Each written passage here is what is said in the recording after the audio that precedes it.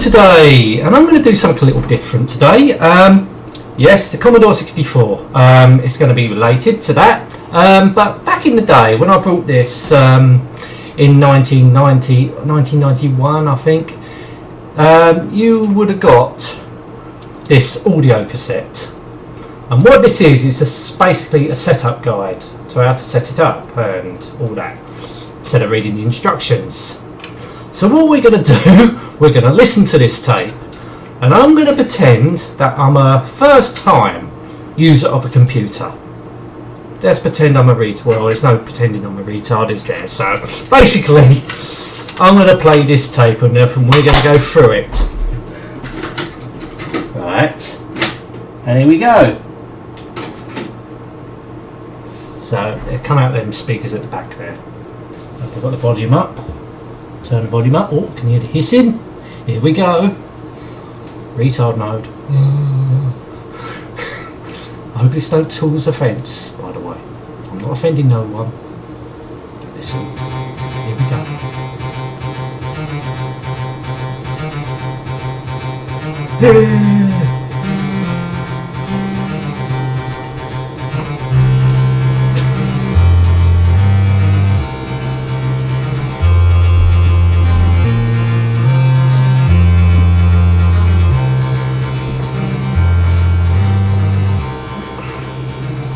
Congratulations! You are now the owner of the world's most popular home computer, the Commodore 64.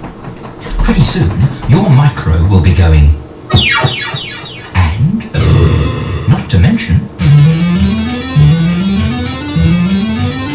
but at the moment it's going. That's right. Nothing. Not a whisper. But don't worry. Listen to this tape. Flip through the manual. And pretty soon, you'll be sharing the Commodore experience. So, what are all these bits and pieces you've just unpacked? They look pretty technical, eh? Not really. Let's start with the computer itself. Beneath its keyboard lies a 6502 processor, special chips for sound and graphics, and 64K of memory. Now don't worry if you don't understand a word of that. All you need to know is that it's the brains of the operation. Next, there's the tape unit. It works just like an ordinary cassette deck, but instead of playing the latest sounds, you'll use it to load your C64 with the top 10 games, or save your own programs. There's also a power supply to provide the correct voltage, and an aerial lead to connect it all to your television. Now everything I've just mentioned is known as hardware. That's easy to remember, because if you dropped it on your foot, you'd go... Now, a computer is a very dumb machine. It can't think for itself. Switch it on, and it'll just sit there, doing nothing. Pretty unimpressive, huh? But don't take it back to the shop just yet. It may not be able to think for itself, but it's a brilliant slave. Tell it to do something, and it obeys. Give me a couple of things to solve a simultaneous equation? It'll have the answer instantly. Better still, if you fancy a game, your C64's always ready to play. The way you get it to do all these wonderful things is with programs. Now, I'm not going to try to teach you to program, not in a 10-minute tape. It would take, at least twice that before you were writing things like, if C equals D minus 1, then go to 200, and understanding them. Basic programming isn't that difficult, and there are plenty of books if you want to learn about it. But you don't have to if you don't want to. Over the past few years, there have been literally tens of thousands of programs written for the C64. And to get you started, we've included some of the best in this package. Now by now, you're probably dying to get stuck in, so unpack everything, consult the manual, and let's get computing! We're now ready to connect everything together. You'll need to read about this in the instructions as well, but here's the basic idea. First, the power supply. You can plug it into the computer, but don't connect it to the main just yet. It's vital that you don't plug anything in or out of your C64 computer while it's switched on, as this might damage it. Always remember to switch off your equipment before connecting or disconnecting anything. Switch it off! Next, take the television lead. You'll find a socket for it in the back of the C64. Plug the other end into your television's aerial socket. Here's a tip. If you find it a bit of a bore swapping leads every time you change between your C64 and, say, Coronation Street, you could buy a two-way aerial adapter from your local electrical store. That way, both cables can stay connected all the time. Finally, plug the tape deck into the back of the computer, and if you want to use a joystick or the light gun, connect these too. Now's the moment you've been waiting for. It's time to switch on the television, the main supply, and finally, the computer. Don't worry that there's no picture. We'll see to that next. Pick a channel that you don't use for normal viewing. You have to tune this to the C64 signal. Read your television's instructions to find out how. You'll know when you've got it right because a blue screen will appear. Once you can see what the computer's up to, it's time to get it to do something exciting. Choose a program and slip it into the cassette deck. If you listen to a computer tape, you'll hear something like this. Ooh, it's hardly going to make the top 10, is it? You never know these days. What you're listening to is a series of tones, played at a very high speed. Slowed down, they sound something like this. It's still not quite Beethoven, but it's music to your C64. It understands those beeps and follows their instructions.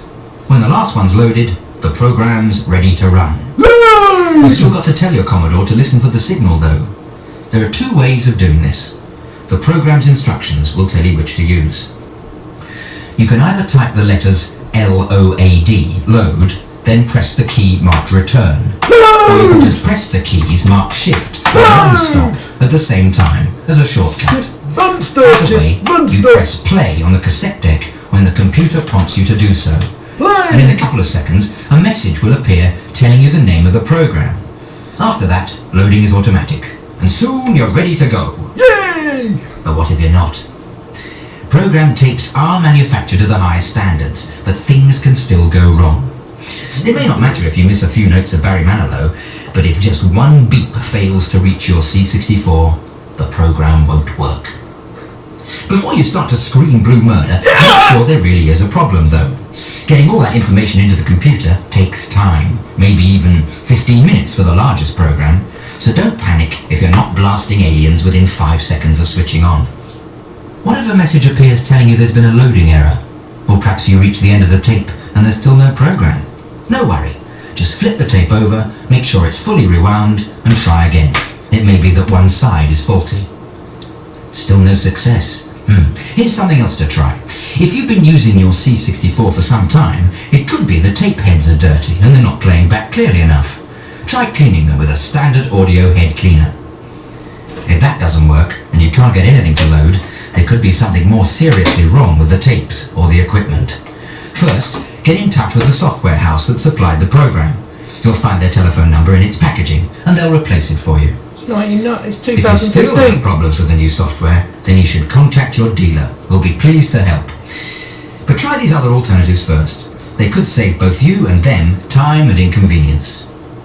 Not that you should have any problems. Over the years, the Commodore 64 has become famous for its reliability and versatility.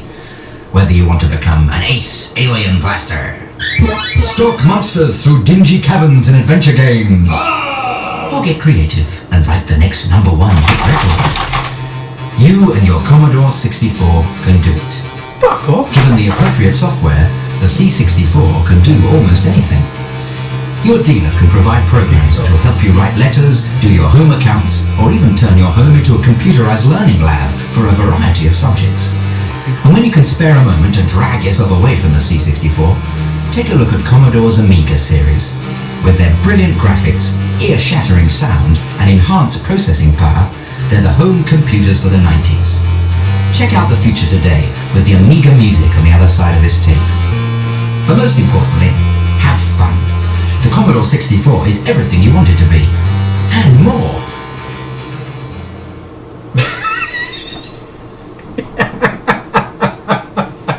Well, there you go. There's the audio tape that I never listened to, of course, because I knew how to set it up anyway. But for a retard, who knows? Would that tape help?